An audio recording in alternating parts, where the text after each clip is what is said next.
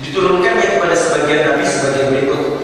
Ati'ni fima amartuka wa la ta'sini fima nasahtuka. Ati'ni, taatilah aku fima amartuka, kepada perintahku, kepada apa yang telah aku perintahkan kepadamu.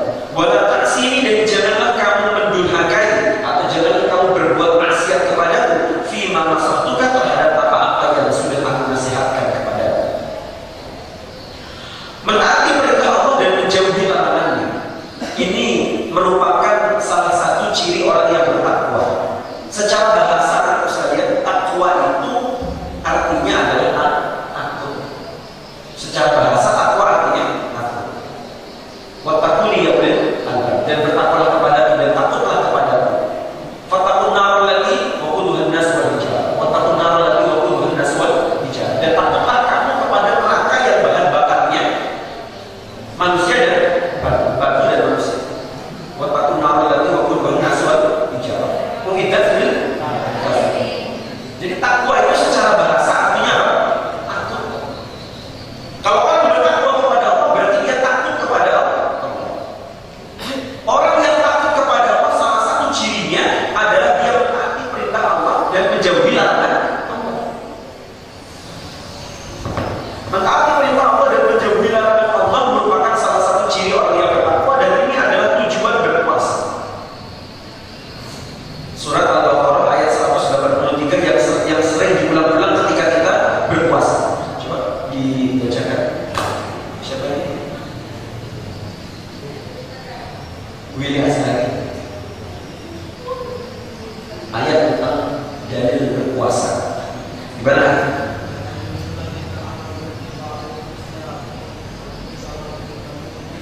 La'allakum tattaqun, agar kalian menjadi orang yang bertakwa. Jadi tujuan orang berpuasa adalah supaya kita menjadi orang yang bertakwa. Bertakwa artinya kita takut kepada Allah. Semakin kita bertambah takut, berarti semakin sukses puasa kita.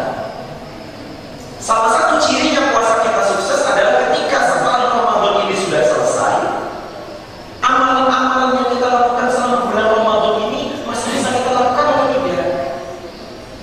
Gitu ya. Jadi ketika Ramadan misalkan kita mendapatkan baca Quran, kemudian setelah selesai Ramadan kita masih bisa seperti itu atau tidak? Atau setidak-tidaknya kita masih bisa melakukan amalan yang mendekati itu? Karena kalau tidak seperti itu, ya berarti barangkali mungkin kita hanya sekedar karena Ramadan. Sehingga ketakwaan kita levelnya masih ada di sini, masih belum meningkat. Sebetulnya puasa itu dalil diwajibkannya puasa adalah syahrul Ramadan alladzi unzila fihi al-Qur'an.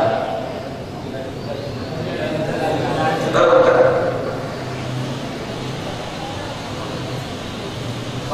Waman syahida minkum syahra yasum, waman kana maridan falyata'ayyad. Waman syahida minkum syahra falyasum. Barang siapa yang melihat Ramadan atau dia ada bulan Ramadan pada saat itu, maka adalah dia berpuasa. Poin nomor 20, cara-cara untuk menyempurnakan akal. Sebagaimana dijelaskan dalam sebuah pernyataan, ikmalul isbar ridwanillahi ta'ala wa ijtinabu sukhtihi. Ikmalul akli, kesempurnaan akal, isbar ridwanihi, dapat diraih dengan cara mengerjakan perintah Allah, wa ijtinabu sukhtihi, dan menjauhi sukhtun. Sukhtun artinya apa? Ghadab, atau sesuatu yang membuat Allah menjadi marah dan tidak ridho. Jadi ridho itu kebalikannya adalah sukhtun. Ridho bisa diartikan pula senang. Ya, jadi ketika Allah ridho kepada kita, berarti Allah senang kepada kita. Maka ada hadis ridhollahi fi ridho wa sukhtullahi. Jadi ridho dengan sukhtun itu bertolak belakang. Jadi keridhaan Allah bisa didapatkan dengan kesempurnaan akal, sementara itu marahnya Allah atau tidak ridhaan Allah bisa terjadi dengan ketika kita kemudian tidak mengindahkan apa yang dilarang oleh Allah Subhanahu wa Ta'ala. Karena kesempurnaan akal diraih dengan cara mengerjakan perintah Allah, begitu juga dengan menjauhi larangannya. Oleh sebab itu, mengembangkan akal dengan cara bertentangan dengan cara-cara tersebut, maka berarti sama juga dengan bohong, artinya tidak akan bertambah baik, pada justru sebaliknya akan bertambah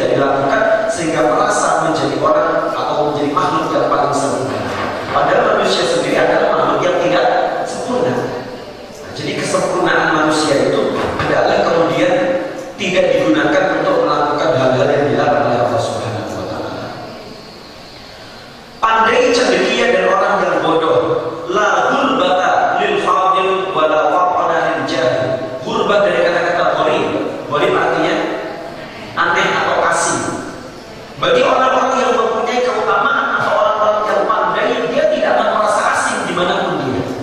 La ghurba lil fadil. Tidak ada keasingan atau tidak ada rasa asing bagi mereka-mereka yang pandai. Orang yang pandai, dia berada di tempat manapun dia mampu menguasai atau mampu menyesuaikan diri dengan tempat tersebut. Sementara sebaliknya al-jahil, bagi orang-orang yang bodoh, justru wala waqna, tidak ada tempat, tidak ada tanah air. Istilah kata tidak ada tempat yang cocok bagi orang yang jahil. Orang yang jahil ditempatkan dimanapun dia akan tetap merasa seperti itu. Dia tetap akan seperti itu perbuatannya karena dia tidak mampu menyesuaikan diri dengan tempatnya. Ketika dia dipindahkan ke sana misalkan, atau dia ditempatkan di sana, kenapa lah lingkungan ini seperti ini? Kenapa lah orang-orang ini seperti ini? Jadi dia akan selalu seperti itu. Jadi orang yang jahil itu tidak akan pernah merasa cocok berada di mana-mana. Sementara orang yang pandai, dia akan sangat mudah beradaptasi dengan lingkungan sekitarnya. Maka dia akan tidak merasa asing di situ. Berbicara tentang asing ini anak-anak, tentu ingat bahwasanya pada Islam ghoriban, wasaya untuk ghoriban karena pada fatubari ghuraba. Enggak familiar ya?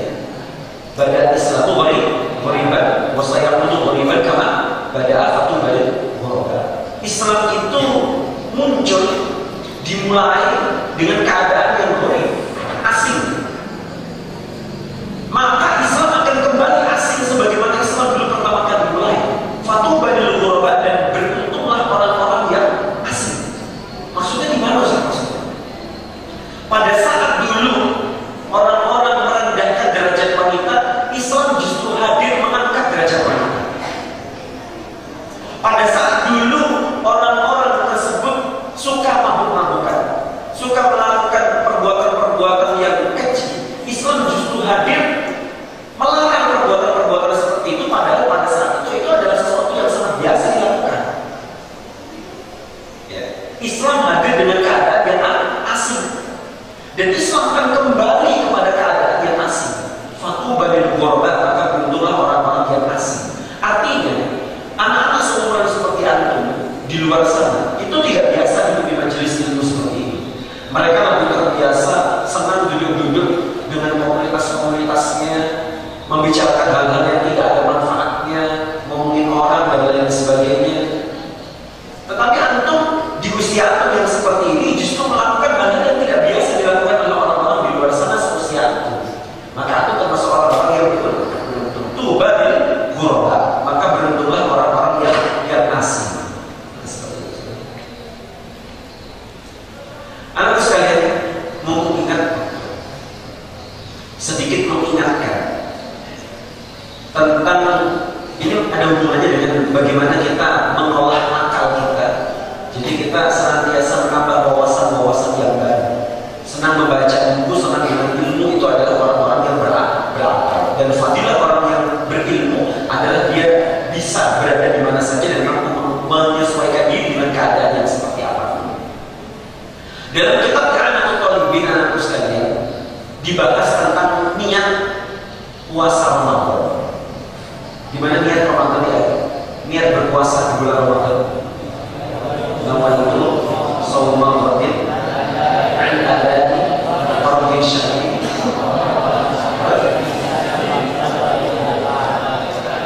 Dalam kitab I'anatul Talibin yang sudah antum khatamkan, kelas 6 sudah khatam kitab I'anatul Talibin, tinggal kelas 5.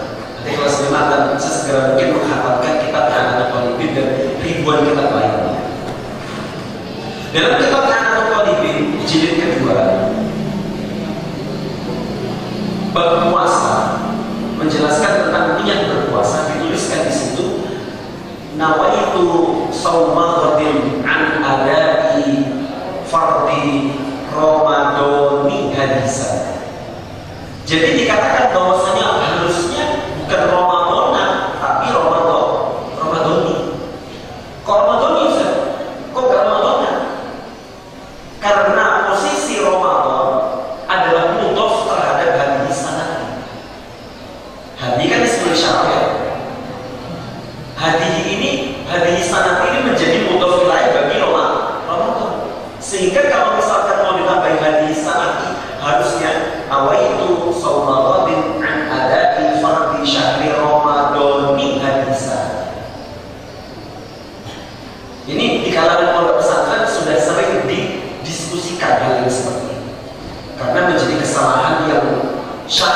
wal masyhur, saking masyhurnya sudah sulit untuk diperbaiki. Nanti ini ada kaitannya dengan bagaimana kita supaya tidak merasa paling utama. Harusnya nama itu sallallahu alaihi an adai fardhi syahri ramadhani hadis sanati. Karena apa tadi? Hadis sanati merupakan mudhof ilaih bagi Ramadan. Meskipun Ramadan mampu tebis sholat, tetapi ketika dia menjadi mudhof ketemu dengan mudhof ilaih, maka posisinya harus lebih maju. Jadi kalau misalkan kita untuk mengajarkan di langgar-langgar di musola-musola di daerah itu, ajarkan bahwa itu sallallahu alaihi wasallam ada di fardhi syahri Ramadan hadis sanati fardhillah. Kecuali tidak pakai hadis sanat. Bahwa itu sallallahu alaihi wasallam ada di fardhi syahri Ramadan lillahi ta'ala fardhillah ta'ala. Tapi dalam kitab Mu'anat Talibin dijelaskan kenapa kok mesti pakai hadis sanati. Karena bisa jadi ketika tidak ditakkimkan hadis sanati akan muncul sanat-sanat qoblah.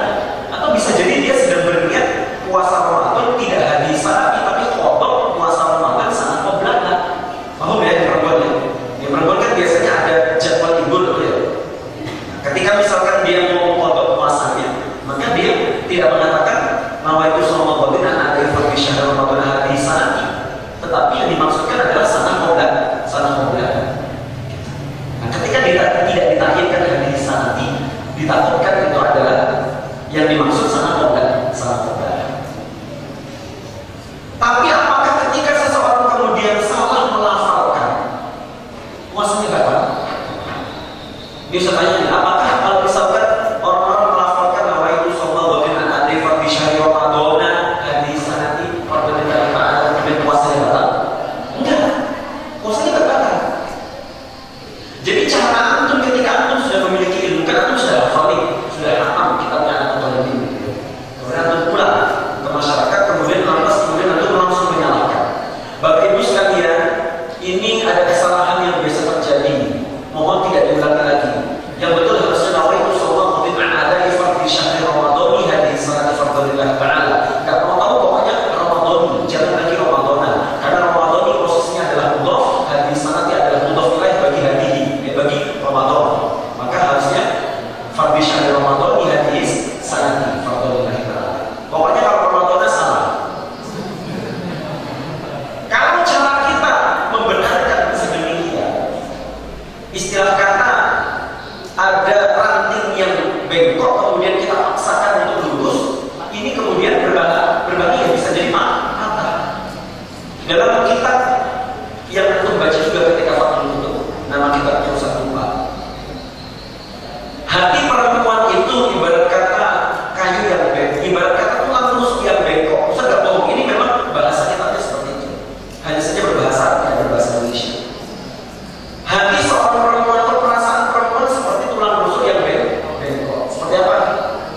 Tulang rusuk yang bengkok. Jadi memang secara natural dan alaminya perempuan itu seperti tulang rusuk yang bengkok dan harus diluruskan.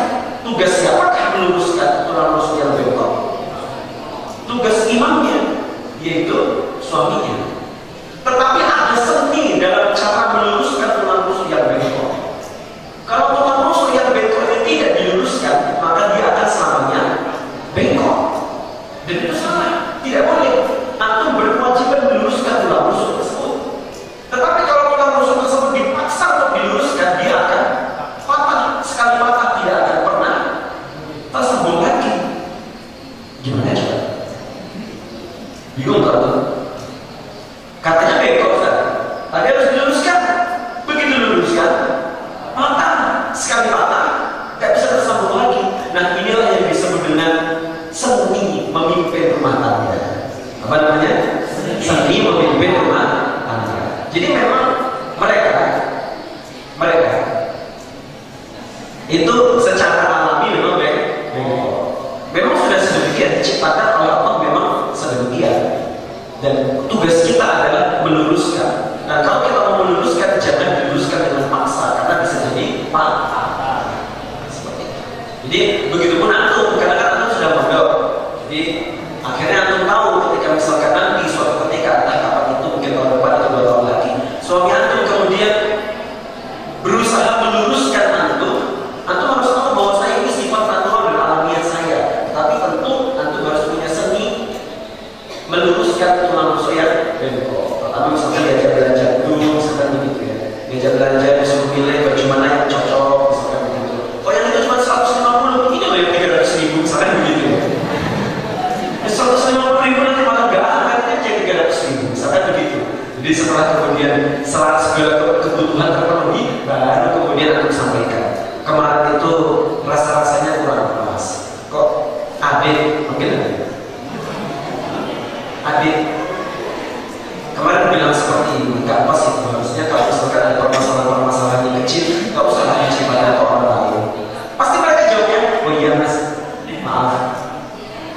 Tapi kalau tiba-tiba ujung-ujung sudah kemudian langsung disalahkan, nah tentu manusia yang bengkok ini tadi akan menjadi patah, dan itu akan diingat terus.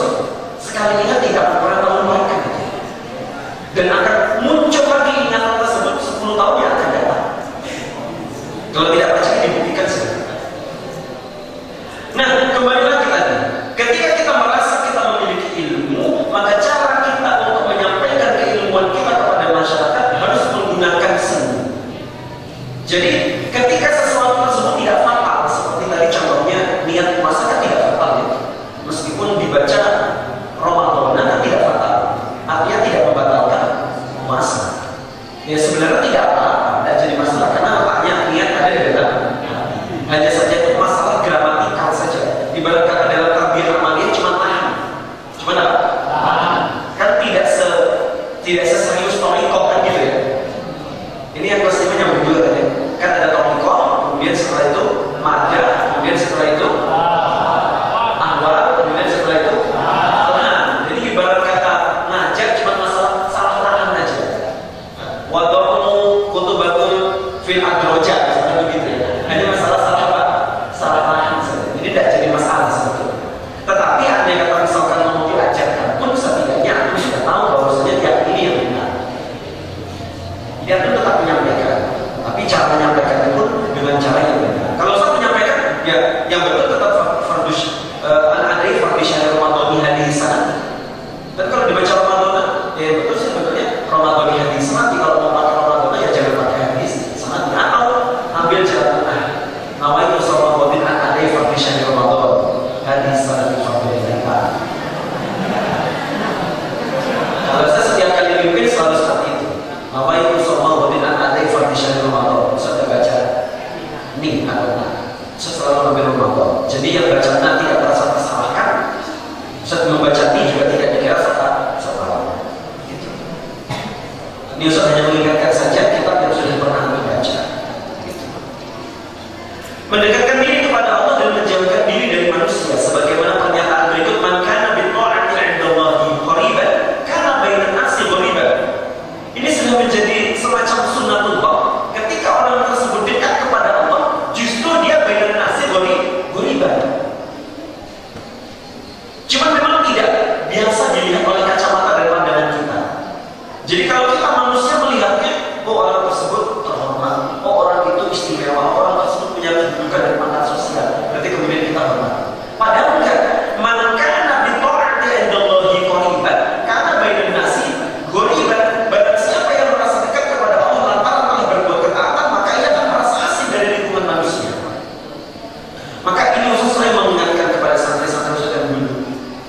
Jangan pernah kalian merasa paling istimewa dan paling punya kedudukan. Padahal kalian meskipun kalian santri, merasa bahwa kalian setiap malam selalu tahajud, kalian setiap malam selalu witir dan lain sebagainya. Karena santri Ustaz yang dulu biasa sholat tahajud, begitu pun santri Ustaz yang sekarang juga terbiasa tahajud. Jangan merasa ketika kalian sudah terbiasa sholat tahajud, maka sekarang merasa orang yang paling punya keistimewaan. Jangan merasa. Kemudian kalian dengan keistimewaan kalian, dengan fadilah kalian, keutamaan kalian merasa dengan memandang orang-orang yang lain, kemudian kalian merasa mereka lebih mulia dan lebih hina. Jangan pernah merasa seperti itu. Bisa jadi orang-orang yang terlihat hina di mata manusia, justru dia adalah memiliki kedudukan di sisi Allah yang paling tinggi dan paling mulia. Jangan pernah seperti itu. Ya, jangan pernah seperti itu. Saya sudah sering kali ceritakan ya, ada kisah di mana ada orang yang setiap malam pulang membawa botol-botol minuman keras. Kalau di sisi manusia ya kelihatannya dia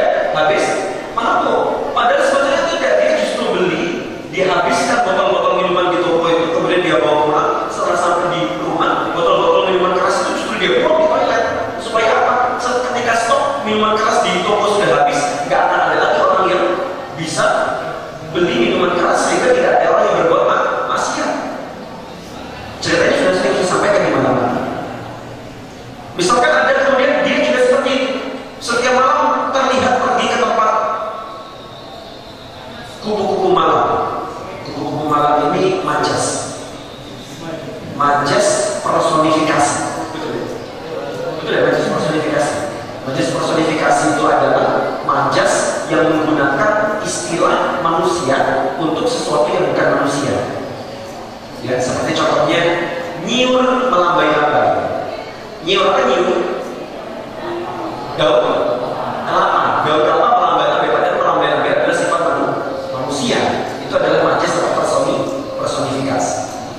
Lagi contohnya misalkan, kok saya ketika habis sholat subuh di bulan Ramadan ini masuk ke kamar melihat kasur melambai-lambai. Kasur melambai-lambai juga majas personifikasi. Oke. Ya, betul kayak majas personifikasi. Kalau salah berarti Ustaz yang salah, jangan jangan.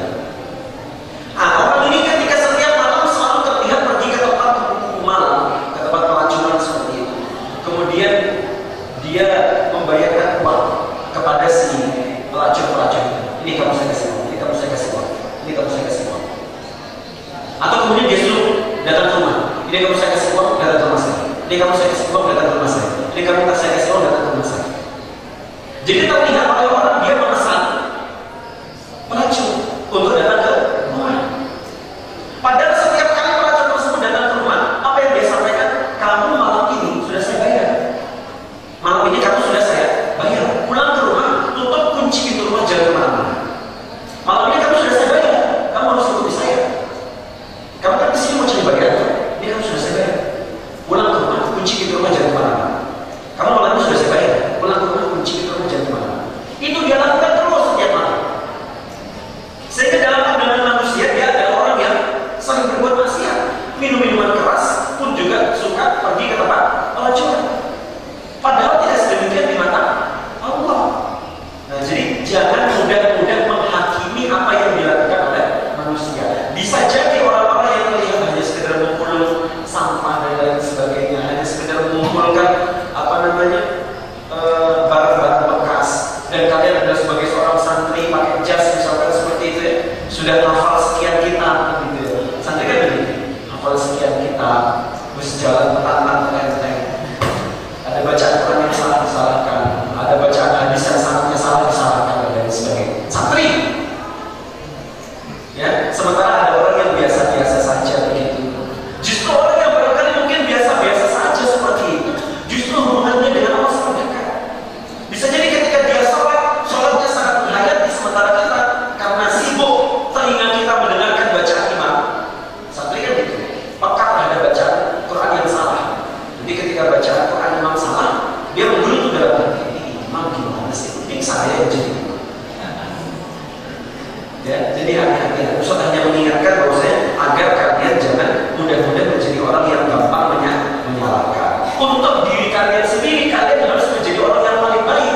Ketika kalian jadi imam, kalian harus jadi yang paling baik. Ketika kalian memberikan ceramah, kalian harus berusaha apa yang kalian sampaikan betul-betul benar. Tapi ketika ada orang yang lain, jangan kemudian mudah-mudah hanya menyalahkan. Kaidahnya seperti ini. Kalau misalkan kalian sholat, maka kalian harus memastikan bahwasanya sholat kalian benar.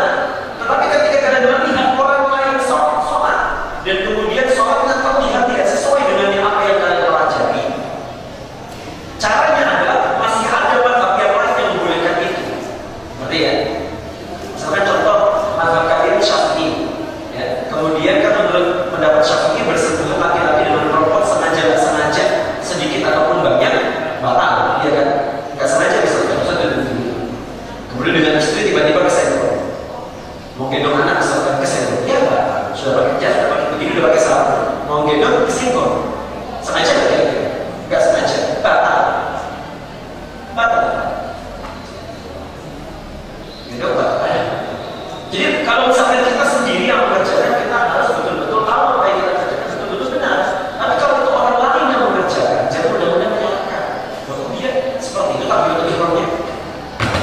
Kalau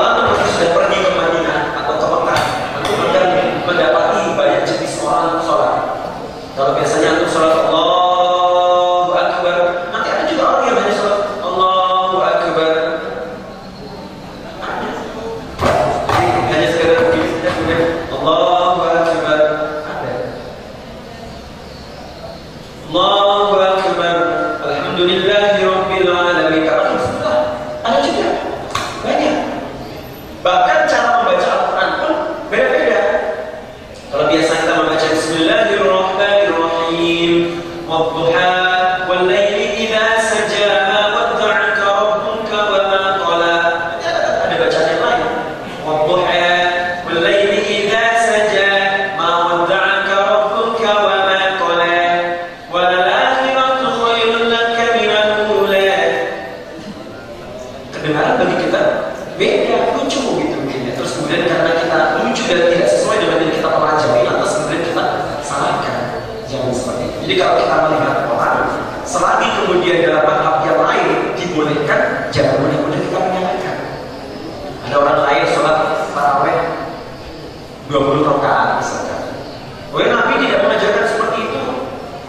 Nabi itu sholat tarawih berjamaah itu hanya 3 rakaat saja. Sisanya Nabi sholat tarawih berjamaah.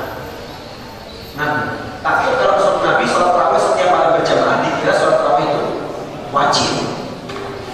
Ini sudah dibahas habis oleh kelas 6. Nanti kelas 5 akan membahas yang seperti ini juga. So, saya melihat di desa saya malah lucu saja. Gimana itu arti? 8 rakaat, tapi 4 rakaat. 4 rakaat sekali salam, 4 rakaat sekali salam, witir 3 rakaat sekali salam. Boleh Ustaz? Boleh. Hadis Aisyah radhiyallahu anha. Ya kan? Bahwasanya Rasul sallallahu alaihi wasallam kalau salat tarawih seperti itu. Berdiri 4 rakaat, salam. Jawaban Aisyah ketika ditanya, wala tas'al husnihinna wala tulihinna. Nah, jawaban Aisyah. Jadi Nabi kalau salat tarawih begitu, 4 rakaat, wala tas'al husnihinna wa tulihinna. Kalau Nabi sudah salat tarawih, jangan ditanya seberapa baik kualitas salat Nabi dan seberapa lama Nabi salat. Kira-kira kalau Aisyah menjawab seperti itu, salatnya Nabi lama atau cepat? Lama. Bahkan dikatakan kalau Nabi sudah salat tarawih, selesai salat tarawih sedikit lagi masuk waktu sahur. Halo anak-anak sekalian, adakah di antara antum yang mampu salat tarawih yang sedikit lagi setelah salat tarawih selesai sudah masuk waktu sahur? Makanya kemudian Umar bin Khattab merasa tidak mampu ini rakyat-rakyat saya seperti ini. Kalau rakyat saya seperti ini, wah kacau ya. Bisa jadi mereka malah milih enggak tarawih daripada kemudian tarawih. Kalau kemudian tarawihnya tidak dilakukan berjamaah, jangan-jangan mereka kemudian malah enggak tarawih saya. Akhirnya oleh Umar bin Khattab kemudian diajak sholat tarawih berjamaah dan dibatasi 20 rakaat. Kira-kira seperti itu. Jadi perbedaan-perbedaan seperti ini sudah biasa terjadi pada zaman Nabi, sudah biasa terjadi pada zaman Nabi. Jadi tidak usah kemudian kita merasa paling unggul, merasa paling tahu dan lain sebagainya, tidak usah kita. Suatu ketika ada juga perintah dari Nabi ketika sedang perang. Kemudian Nabi memerintahkan sebagian dari sahabatnya, kalian pergi saja dulu langsung ke Bani Quraidah, nanti kami menyusul. Supaya musuh di sana tidak lari, kalian segera pergi ke Bani Quraidah duluan, nanti kami menyusul. Perintahnya dari Nabi adalah jangan ada di antara kalian yang sholat asar sebelum sampai di Bani Quraidah. Wala yusalliyanna ahadun al-asr illa fi Quraidah. Perintahnya begitu. Wala yusalliyanna ahadun al-asr illa fi Bani Quraidah. Jangan ada satupun orang di antara kalian yang sholat asar kecuali sampai di Bani Quraidah. Perintahnya begitu. Akhirnya berangkatlah para sahabat ini, diperintahkan oleh Rasul. Begitu masa waktu asar ternyata masih tengah perjalanan, belum sampai ke Bani Quraidah. Kemudian mereka berbeda pendapat. Padahal masih ada zaman Nabi, ini masih di zaman Nabi. Mereka semua berbeda pendapat. Sebagian mengatakan, tadi perintah Nabi gimana coba? Jangan ada di antara kita yang sholat asar kecuali sudah sampai di Bani Quraidah. Berarti kita sholat asar nanti di Bani Quraidah. Sementara pendapat yang satunya mengatakan, loh kalian memahami perintah Nabi jangan tekstual begitu dong. Kita pahami harus kontekstual. Maksudnya Nabi seperti itu, bahwasanya supaya kita tuh cepat bergerak cepat sehingga waktu asar sudah masuk, kita sudah sampai di Bani Quraidah. Loh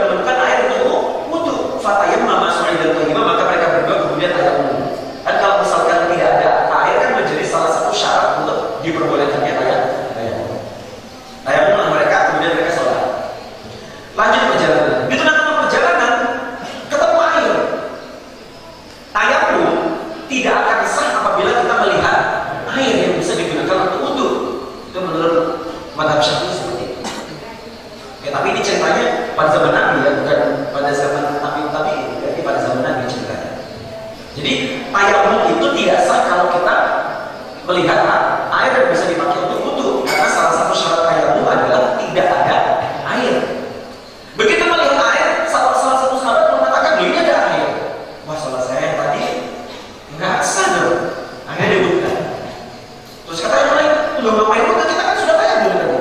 Tayamum kan katanya untuk, kan kita juga sudah sholat. Ngapain pula kita ulangi sholatnya? Berbeda pendapat. Akhirnya yang satu ulangi untuk kemudian ulangi sholat, yang satu tetap lanjut perjalanan. Ketika sudah selesai sampai sama-sama diceritakan kepada Rasul, dua-duanya dibenarkan. Bagi kamu yang mengulangi sholat, kamu dapat 2 pahala karena 2 kali sholat. Bagi kamu yang tidak mengulangi sholat, dapat asota al-ajr, dapat asota sunati. Kamu sudah melakukan sunatku, karena sunatku kalau misalkan tidak ada wudhu, tidak ada air untuk wudhu, maka bertayamum lagi. Nah, seperti itu. Jadi dua-duanya benar. Perbedaan pendapat di kalangan para ulama sudah selesai. Yang biasa terjadi ya di kalangan yang masih kerucut-kerucut seperti kita ini, yang merasa pendapat kita paling benar. Kalau nggak seperti apa yang saya pelajari di pondok berarti salah.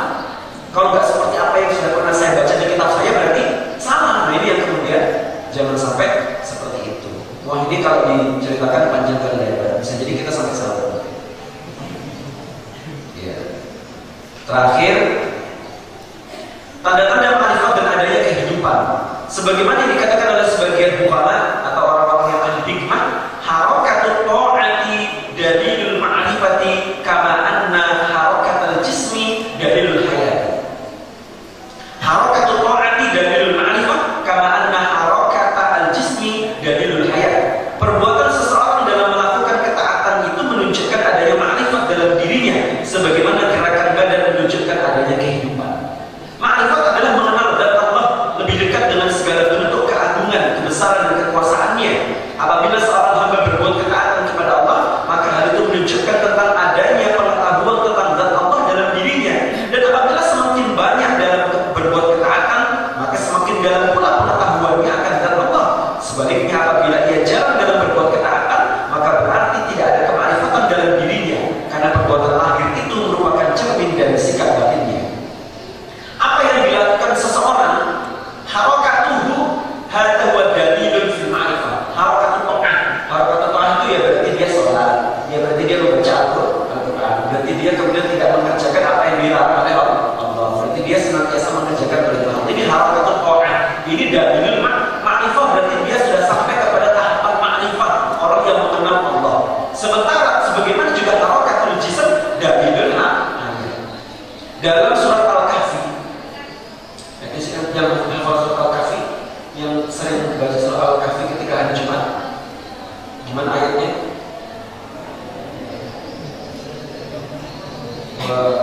Datang yamin, datang shimal. Subhanallah. Ada yang hafal Al-Kahfi? Datang yamin, datang shimal.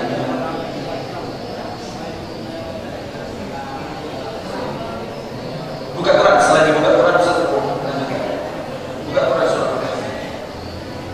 Kiai Haji Hasan Abdul Sahal pernah menjelaskan kepada kami bahwa saya di dalam surat Al-Kahfi, Al-Kahfi itu ceritanya apa ya? Beberapa orang pemuda yang tertidur di gua selama berapa waktu? Selama sekian tahun. Jadi kata Kiai Haji Hasan Abdul Sahal, beliau menjelaskan di dalam surat Al-Kahfi itu ada rahasia awet muda, ada rahasia awet muda. Mana sudah? Jadi buka Quran. Coba buka Quran. Ya, bagus ini. Bagus ini. Ada rahasia awet muda. Beliau menjelaskan. Sambil gugur, makanya beliau mengatakan, makanya saya awet muda ya, karena itu. Jadi kalau untuk mengamalkan surat Al-Kahfi ini senantiasa awet. Ini sudah dibuka surat Al-Kahfi. Hah? Cukup belum? Yang sudah buka surat Al-Kahfi? Surat Al-Kahfi sudah buka.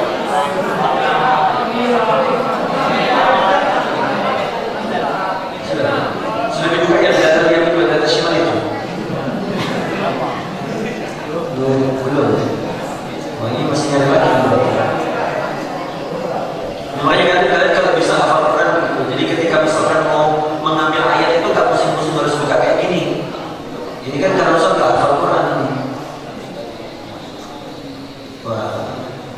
Sulit.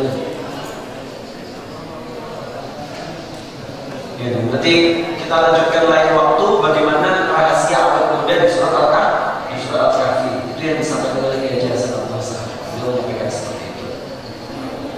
Nggak ketemu, bisa nggak ketemu. Dan Qurannya juga agak sulit karena ada terjemahan perkataan, jadi agak sulit. Tapi bagi antum-antum yang sudah hafal Al-Quran ya biasa saja. Ini saja yang bisa kita sampaikan pada sore hari ini, anak sekalian. Apabila ada kurangnya, tentu itu karena kekurangan kami sendiri. Silakan kalian baca kitab yang lebih banyak lagi.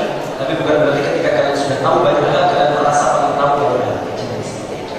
Dan kalau misalkan ada yang benar, itu semuanya disampaikan di sini oleh penulis Syekh Muhammad Nawawi bin Umar Al-Jawi. Al-Jawi itu berarti dia dari Jawa. Syekh Muhammad Nawawi. Syekh Muhammad Nawawi ini kibar ulama Syafi'iyah. Dan kalau misalkan ada yang salah itu datangnya dari kami sendiri, dan kalau misalkan ada yang benar itu pun datangnya dari para penulis, dari ulama